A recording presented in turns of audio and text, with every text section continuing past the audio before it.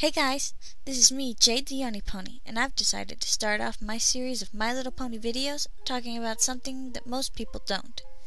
The history of Equestria, as told to us in episode 1, by the same lady who told us about Secret Valley. What? No, really. That's the narrator from the Barbie Writing Club. If you don't believe me, here's a clip. Some say that in Secret Valley, long, long ago, there lived a herd of wild horses. Once upon a time, in the magical land of Equestria, there were two regal sisters who ruled together. With that idea stuck in your mind for eternity, I'm going to go ahead and start with my emotional analysis. What's an emotional analysis? Well, an emotional analysis video is one in which I talk about a particular aspect, song, or full episode of My Little Pony, and how it resonates with a growing girl, and what it could possibly mean deep between the lines. So, it would be best to start at the beginning, with the history of Equestria. According to the story, Princess Celestia and Princess Luna ruled Equestria supposedly well, perhaps even better than they do now. However, Luna started to feel inferior to her big sister, feeling as though all other ponies preferred the day to the night because they would sleep and shun the night because it was dark and scary. Of course, we have to remember that this was 1,000 years ago, so it is unlikely that the ponies had electricity. Do the ponies have electricity? I think so. Luna was corrupted by her negative emotions and became Nightmare Moon. Celestia had no choice but to use the elements of harmony to banish her to the moon, where she stayed and became a legend. After all of this, Celestia took charge of both the sun and the moon. Now, it's time for us to... It's not just history for Equestria. This is the story of these two sisters. Let's look at the facts. Celestia and Luna are both alicorns, and it's very likely that they were born this way. If this was the case, then where are their parents? Is it possible that Luna and Celestia went through the same thing that Twilight will have to go through? I like to think that Celestia and Luna were born as alicorns inside of the castle of the Pony Sisters. Now, I can hear some of you guys saying, the princesses had to be normal ponies before. The series called it the Castle of the Pony Sisters. Remember that Alicorn did not become canon until Magic Duel, and that was way into Season 3. So we can conclude that they called them the Pony Sisters because it was the only word they had at the time. Now, let's think about this logically. Celestia states in Magical Mystery Cure that Twilight was first to become an Alicorn. So that has to mean that Celestia, Luna, and Cadance were born. Until the show says otherwise, we can't assume that Celestia, Luna, and Cadance were anything more than born into royalty. Now that we have that settled, let's go on to talking about the emotional aspects of this story. We're going to look at all the information that we know about the show, and how the ponies exist inside of this world that we have grown to love and believe in. Celestia and Luna were born into a world that was fresh and new. If they were born so long ago, they would have had only each other to play with. They would have had a wonderful relationship and would have looked to each other for everything. Just by looking at the size of these two ponies, we can assume that Luna was born when Celestia was an adolescent pony.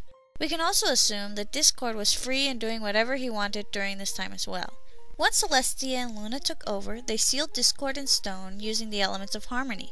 We can then say that these two sisters ruled in relative peace, with Celestia controlling the sun and Luna controlling, well, the moon and the tides, of course. No, really.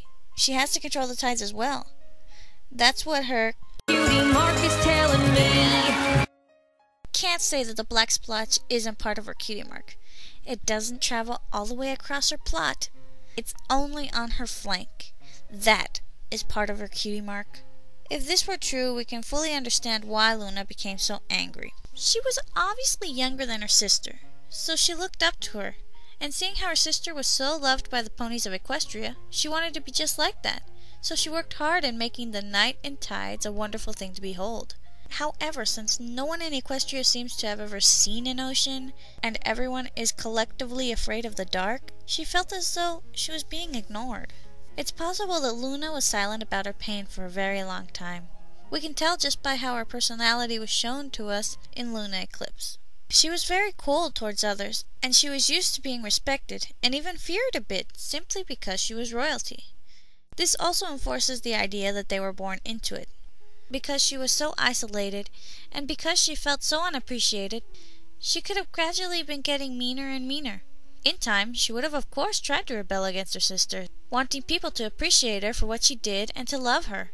It is very likely that Celestia, being the cool and collected big sister that she is, probably told her that she was wrong, and tried to show her how she was really appreciated. However, as girls really are, especially sisters, Luna did not want to hear this from her sister. To her ears, this was simply her sister saying, "You're stupid.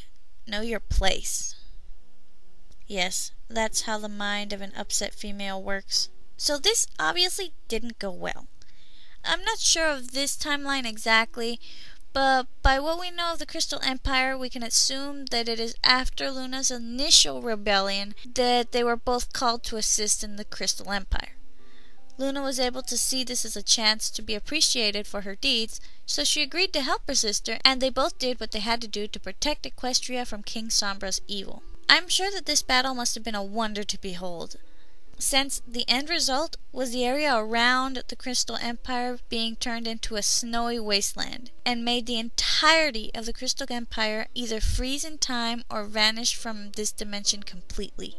This, without a doubt, gave Luna a bit of pride, since they did in fact defeat something that no one else could, and protected Equestria from something that could have caused a real problem.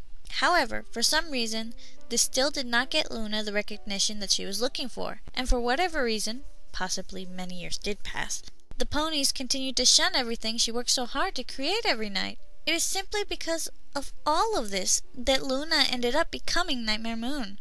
She had finally decided that, if the other ponies were going to be afraid of what she created, she was going to give them a reason to be afraid.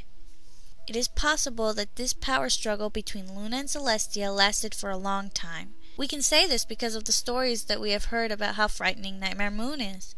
It wasn't until Celestia ran out of options that she used as much power as she could to wield and harness the elements of harmony, and banish her beloved sister to the moon.